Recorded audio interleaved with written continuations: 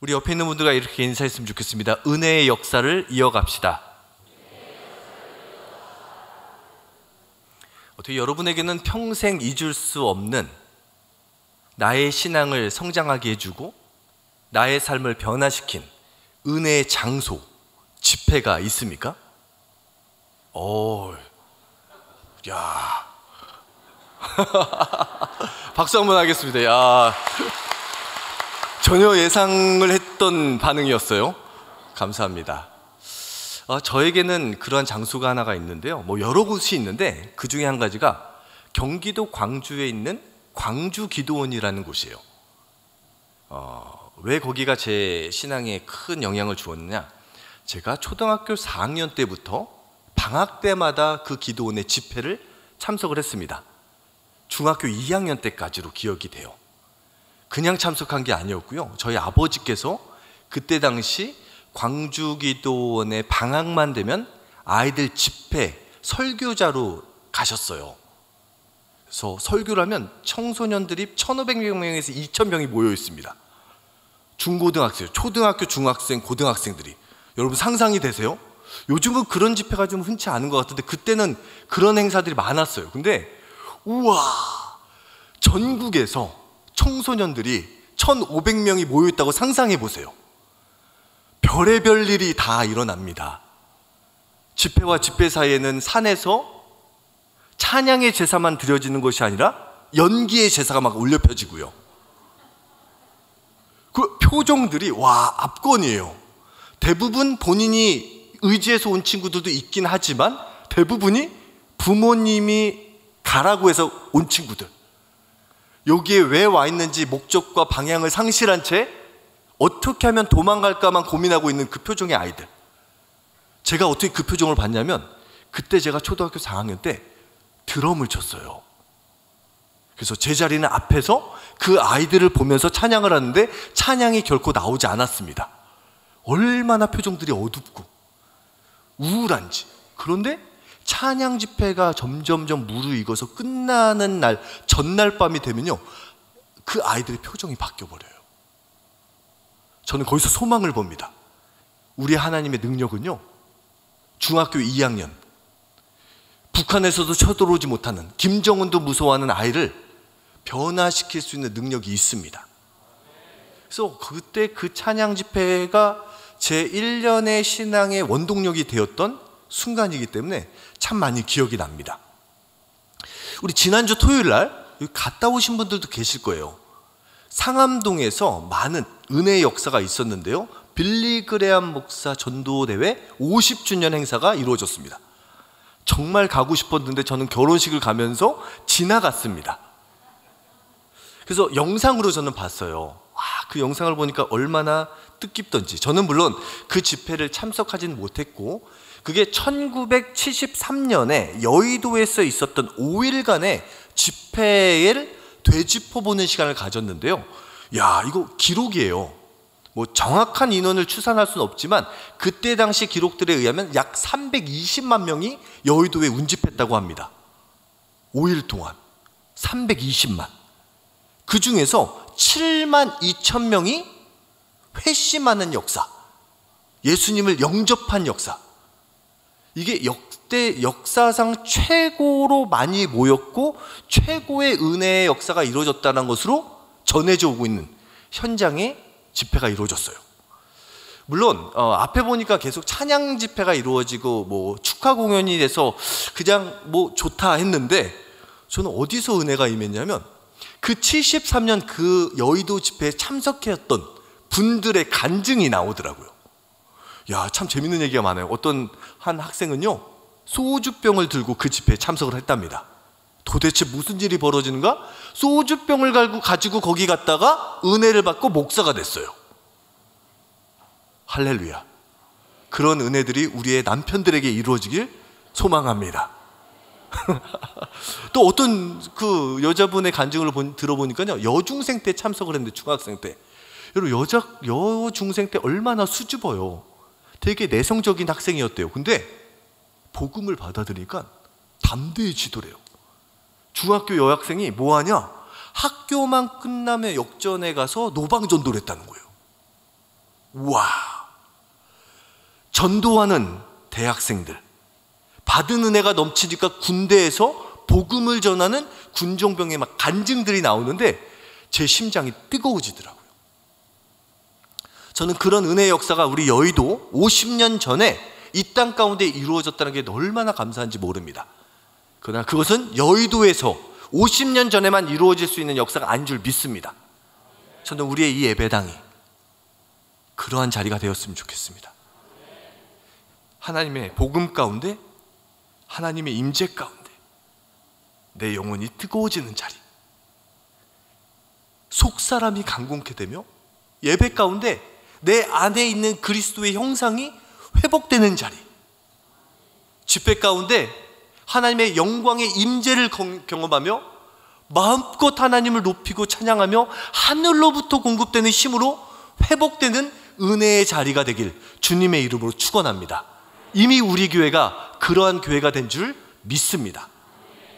특별히 오늘 성경에 보면요, 예수님께서 기억했던 은혜의 집회의 현장에 대한 이야기가 나오는데 오늘 본문 말씀 16절입니다. 우리 다시 한번 16절의 말씀을 읽어보겠습니다. 시작. 이후에 내가 돌아와서 다윗의 무너진 장막을 다시 지으며 또 그 허물어진 것을 다시 지어 일으키리니. 아멘. 오늘 성경에 보니까요, 하나님께서 기억하셨던 예배 장소가 하나 나오는데 다윗의 장막입니다. 조금 안타깝게도 다윗의 장막 사이에는 다윗의 무너진 장막입니다. 하나님께서 이 야고보를 통하여서 무너진 다윗의 장막을 내가 다시 회복시키리라, 다시 세우겠다라고 이야기를 합니다. 이 야고보가 있었던 이야기하기 전에 다윗의 장막은 약 1000년 전의 이야기예요. 1000년 전에 다윗이 블레셋에서 빼앗겼던 법궤가 다시 예루살렘 성으로 돌아온 다음에 그 법궤를 모셨던 임시 처소인 다윗의 장막을 만드는데요, 그 처소가 얼마나 좋은지, 그 추억이 얼마나 기쁜지 하나님께서는 1000년이 지난 이후에 야고보 사도를 통하여서 다윗의 장막을 기억하게 하십니다. 뿐만 아니라요, 이 16절은요 아모스 9장 11절 12절 말씀을 인용한 거예요. 이미 수백 년 전에 선지자들이 다윗의 장막에서 드려졌던 그 예배, 감격을 기억하고 있습니다. 저는 우리의 예배가 시공을 초월해서 역사하시는 하나님의 기억의 집회의 장소가 되었으면 좋겠습니다. 아니, 그러한 장소가 된 줄 믿습니다. 이렇듯 다윗의 장막은 이스라엘 역사상 가장 기억에 남는 예배의 초소였고 집회의 장소였습니다. 그렇다면 다윗의 장막을 통하여서 우리에게 주시는 하나님의 음성은 무엇일까요? 함께 따라하시겠습니다. 신앙적 문제 해결은 예배의 회복으로부터 시작됩니다. 신앙적 문제 해결은 예배의 회복으로부터 시작됩니다. 여러분, 삶의 문제가 있을 때 그 문제를 푸는 실타래 무엇이냐? 예배의 회복입니다. 여러분 믿으십니까? 다른 말로 하면요, 예배가 온전해지면요, 아니 내가 예배자로 바로 세워지면요, 어떠한 삶의 문제도요 문제가 되지 않습니다. 내 예배가 회복이 되어 있고 모든 예배를 통해서, 삶의 예배를 통해서 하나님의 임재를 경험하는 사람들은요, 삶의 문제가 더 이상 문제가 되지 않는다라는 거예요. 저는 오늘 이 밤이 다시 우리의 예배가 뜨겁게, 때로는 불과 같이, 때로는 구름과 같이 회복되어지는 생명의 시간이 되길 주님의 이름으로 축원합니다. 그런데 이 다윗의 장막에 대한 이야기가 나오는 전후 맥락을 보면요, 좀 독특하게 표현이 됩니다. 우리 12절 말씀과 13절 말씀 다시 한번 읽어보겠습니다. 시작. 온 무리가 가만히 있어 바나바와 바울이 하나님께서 자기들로 말미암아 이방인 중에서 행하신 표적과 기사에 관하여 말하는 것을 듣더니 말을 마침에 야고보가 대답하여 이르되 형제들아 내 말을 들으라. 아멘. 이 다윗의 장막을 얘기하면서 단순히 예배 회복을 강조하고 있는 게 아니라요, 이 사도행전 15장은요 예루살렘에 있어서 있었던 공의의 내용을 담고 있습니다. 어떤 일이 벌어지냐면 1절에 보면요, 이방인들에게 복음을 전해서 막 기적과 표적이 일어났는데, 문제는요 유대인들이 와서 이방인들이 구원을 받기 위해서는 할례를 받아야 된다. 이방인들이 구원받기 위해서 율법을 지켜야 된다라고 가르치고 있어요. 이에 바나바와 바울은 아니다. 이미 이방인들에게 복음이 임했다. 이들은 구원받은 백성이 되었다. 할례를 받지 않았음에도 불구하고 이미 구원받은 백성이 되었다 라고 주장하면서 갈등과 언쟁이 붙습니다. 여러분, 신앙이 뜨거워지면 뜨거워질수록 은혜가 임하는 그곳에 갈등이 있을 수 있습니다. 그런데 이 상황이면 여러분이라면 어떻게 해결을 해야 될까요? 이방인들의 구원에 율법이 필요한가? 할례를 지켜야 되는가? 이런 주제를 하다가 갑자기 야고보 사도가 무슨 얘기를 하냐면 다윗의 장막 얘기를 하는 거예요. 그 다음에 내려지는 최종 결론이 19절에서 20절 말씀인데요, 우리 19절에서 20절 다시 한번 읽어보겠습니다. 그러므로 내 의견에는 이방인 중에서 하나님께로 돌아오는 자들을 괴롭게 하지 말고 다만 우상의 더러운 것과 음행과 목매어 죽인 것과 피를 멀리하라고 편지하는 것이 옳으니. 예, 내려지는 결론은 뭐냐면 율법을 지키지 않아도 구원받는다, 할례를 받지 않아도 구원받는다. 그 근거로 다윗의 장막을 얘기하고 있어요. 그렇다면 다윗의 장막에 어떤 특징이 있었기 때문에 이런 얘기를 할 수 있는가? 이 내용을 짧게 살펴보려고 하는데, 이 설교를 준비하면서 책 한 권을 다시 읽게 되었습니다. 다윗의 장막이라는 책인데요, 이 토미 텐이라는 사람이 쓴 책인데 꼭 한번, 특별히 내가 지금 예배자로서 예배를 드리고 있는데 내 안에 내가 지금 예배자인지, 습관적으로 예배를 드리고 있는지, 온전한 예배자로 예배를 드리고 있는지를 점검해 보기 원하시는 분들은 반드시 이 책을 읽어보시기 바랍니다. 이 책을 읽으면요 예배자로서의 마음이 뜨거워지는 책이에요. 이 책을 통해서 얘기하는 것이 몇 가지가 있는데요, 특별히 다윗의 장막의 특징에 대해서 몇 가지를 얘기합니다. 첫 번째는 다윗의 장막에는 휘장이 없었어요. 휘장이 없었다.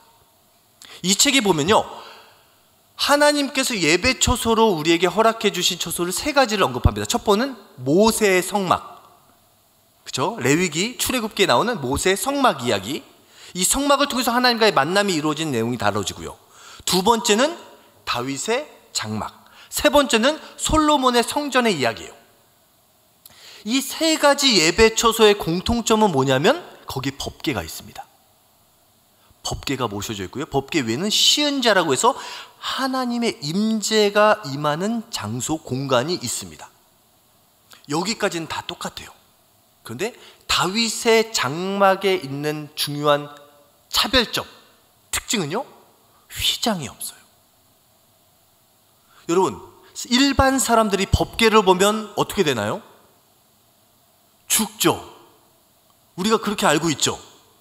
너무나 신기한 것은 약 40년 동안, 36년이라고 얘기하는 사람도 있고 40년이라고 얘기하는 사람도 있지만, 다윗의 장막에 법궤가 머물러 있고 누구나, 심지어는 이방인들도 그 법궤를 볼 수 있었어요.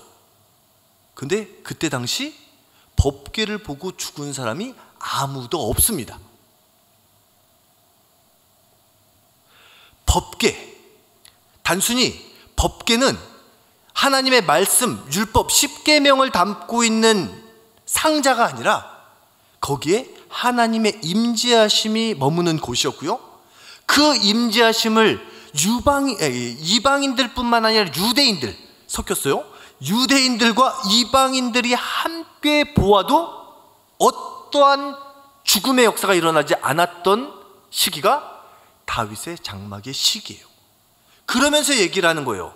다윗의 장막을 때 이방인들이 법궤를 봤을 때도 죽지 않았던 그 이야기를 하면서 다윗의 장막을 이야기하며 모든 하나님의 임재를 유대인이나 이방인이나 다 경험할 수 있다는 것을 이야기해주고 있습니다. 저는 이 시간, 우리가 예배하는 이 예배 시간을 통해서, 또한 우리의 예배 공간, 이 장소를 통해서 하나님의 임재하심을 보게 될 줄 믿습니다. 누구나 볼 수 있는 길이 열렸음을 믿습니다. 아시는 것처럼 다윗의 장막에서 한시적으로 40년 정도 휘장이 없었다가 다시 성전이 세워지면서 휘장이 가로막아요.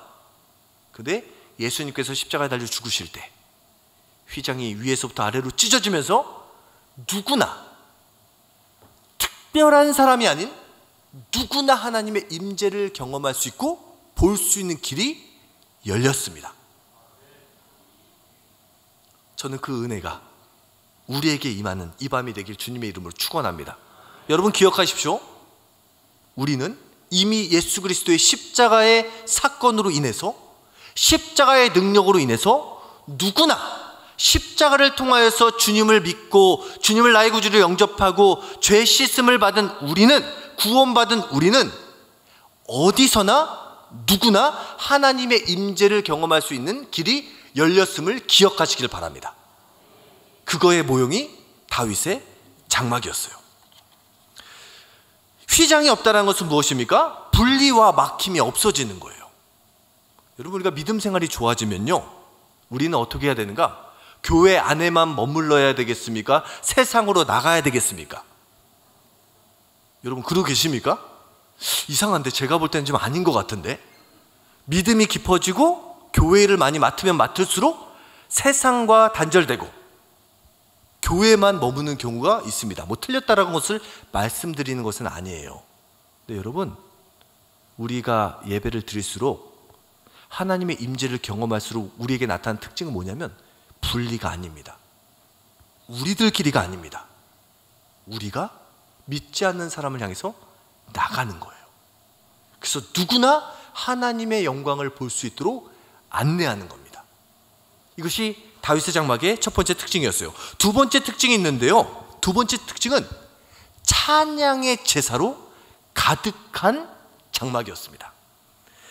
역대상 16장에 보면요, 번제와 화목제물을 드린 다음에 레위 사람들을 세운 다음에 거기에 모이는 모든 사람들에게 떡과 먹을 것을 나눠준 다음에 다윗이 가장 중요하게 행동했던 것이 있는데 역대상 16장 4절입니다. 우리 함께 읽어보겠습니다.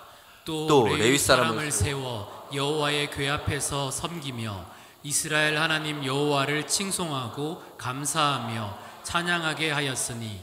법궤가 다윗의 장막에 들어온 다음에 가장 먼저 했던 것 중에 하나가 뭐냐면 레위 사람들을 세운데 찬양들을 4,000명을 세웁니다.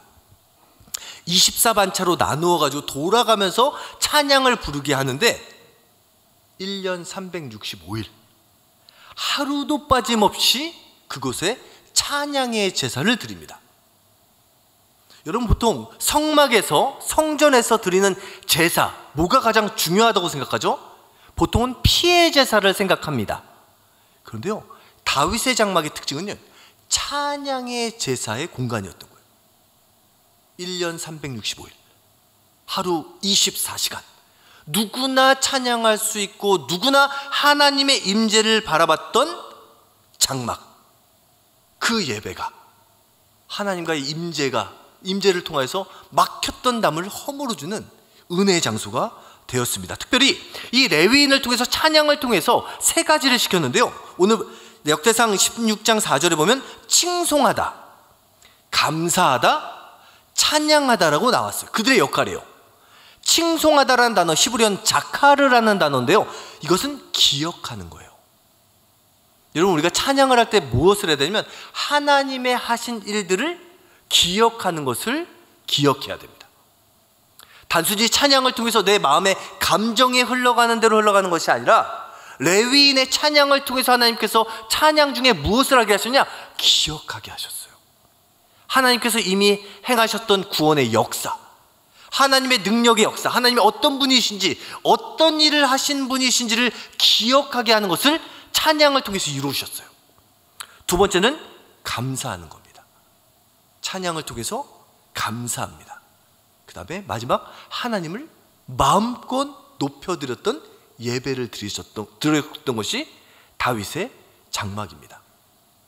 여러분, 하나님께서 우리에게 원하시는 예배는요, 형식이 아닙니다. 하나님께서 우리에게 원하신 예배는 신령과 진정으로 드리는 감사의, 찬양의, 고백의 예배입니다. 특별히 이 다윗의 장막에 대한 이야기, 아까도 언급한 것처럼 16절은 아모스서 9장 11절과 12절을 인용했는데, 아모스라는 선지자가 다윗의 장막을 얘기해요. 아모스라는 사람은, 선지자가 활동했던 시기는 여로보암 2세, 북이스라엘 가장 전성기를 구가했던, 군사적으로나 경제적으로 가장 왕성했던 시대를 살았던 선지자가 아모스 선지자예요. 그때 예배도요, 엄청난 제물의 예배가 드려집니다. 근데 하나님께서 그 예배를 통해서 뭐라고 얘기했냐면, 너희 절기를 미워하고 멸시하며 너희 성회들을 기뻐하지 아니한다. 너희가 내게 번제나 소제를 드릴지라도 내가 받지 아니할 것이요, 너희의 살찐 희생의 화목제도 내가 돌아보지 아니하리라. 여러분, 우리가 예배를 드릴 때요, 뭔가 큰 것, 뭔가 하나님 앞에 형식적으로 드리는 예배를 하나님께서는 기쁘게 받지 아니하십니다. 하나님께서 우리에게 원하시는 건 상한 심령의 제사, 신령과 진정으로 드리는 예배, 무엇보다도 찬양을 통해서 마음과 고백을 담아서 드리는 예배를 하나님께서는 너무나 기쁘게 받으십니다. 여러분, 혹시 찬양의 입술이, 여러분의 입술 가운데 찬양이 지금도 흘러가고 있습니까? 혹시 어떤 어려움과 어떤 고난으로 인해서 찬양의 고백이 막히지 않았습니까? 다시 찬양의 입술을 회복하는 이 밤이 되시길 주님의 이름으로 축원합니다. 그리고 마지막, 이 다윗의 장막의 특징은요, 진정한 예배자들이 모이는 장소였습니다. 여러분, 공간이 예배자를 만드는 것이 아니라 예배자가 하나님이 머무시는 임재의 공간을 만드는 것입니다. 어떤 장소에 가면 은혜가 임한다, 어떤 조건부로 임하시는 하나님의 임재가 아니라 예배자가 있는 그곳에 하나님께서 머무십니다. 지금 우리 운전교회가 이제 만 4년이 넘어갔잖아요. 이제 5년을 향해서 나아가는데, 여러분 그거 아세요? 우리 교회에 한참 기도하시는 분들이 왔다가 떠나갔어요. 뜨겁게 기도한다라는 분들이 이곳에 왔다가, 이 교회는, 이 공간은 기도가 쌓이지 않아서 더 뜨거운 곳을 향해서 가신 분들이 계십니다. 여러분 감사합니다. 머물러 계셔서 감사합니다. 저는 그분들을 만나면서 이해는 됐어요. 여러분, 이왕 기도하고 뜨겁게 찬양할 때 옆에 사람이 뜨겁게 찬양하고 기도하는 그곳에 있으면 우리의 마음이 더 쉽게 열리고 반응하잖아요. 아멘입니까?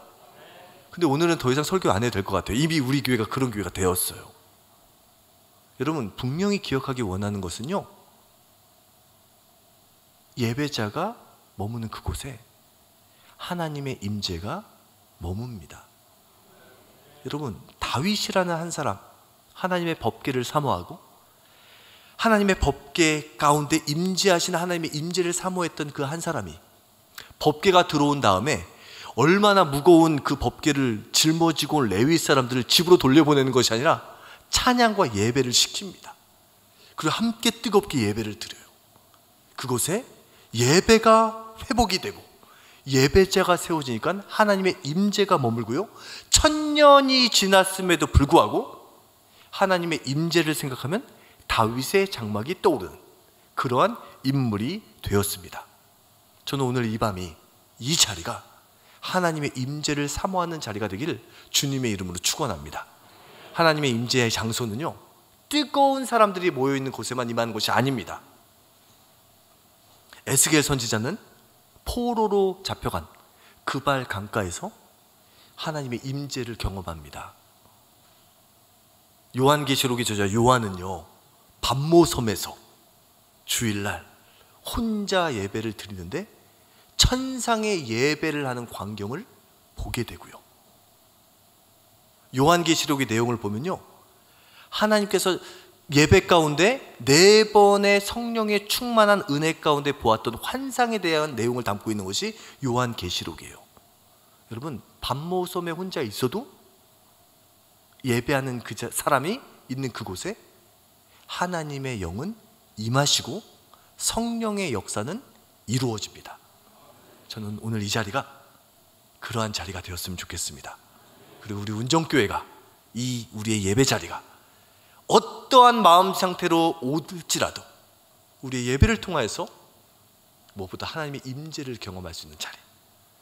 여러분, 사실 설교는요, 이제 제가 요즘 마음이 엄청 편안해졌어요. 왜냐하면 신방을 하다 보니까요, 한결같이 하는 얘기가 이제 목사님들 설교를 잘할 필요가 없어졌대요. 왜냐하면 유튜브에 다 있대요. 그게 한편으로는 마음이 좀 이상하면서 한편 너무 감사한 거예요. 왜냐하면 목사들마다 설교에 부담이 있는데 이미 너무나 좋은 설교자들의 설교가 넘쳐나는 시대예요. 여러분 많이 들으시기 바랍니다. 근데 여러분, 그러면서 제가 깜짝 놀란 게 그분들이 한결같이 하는 얘기가 뭐냐 하면 말씀은 풍성한데 하나님을 경험했던 임재의 장소, 임재의 시간이 그립다고. 여러분, 우리가 예전에 기도원에서 기도하다가 경험했던 그 은혜의 추억들 얼마나 뜨겁고 아름다웠습니까?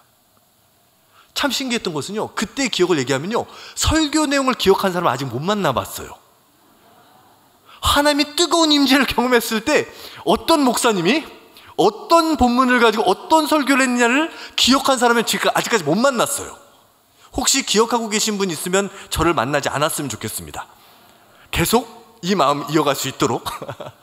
그런데요, 중요한 것은 그 임재의 경험이 그 사람을 바꿨고요, 말씀을 더 깊이 묵상하는 길로 인도했고요, 놀라운 하나님의 은혜의 역사를 사모하는 소망의 사람으로 바꿔주었습니다. 저는 다윗의 장막에서 마음껏 하나님을 높이고 찬양한 그 하나님의 임재의 초소를 오늘 우리가 이곳에서 경험하는 격어복된 이 밤이 되시길 주님의 이름으로 축원합니다.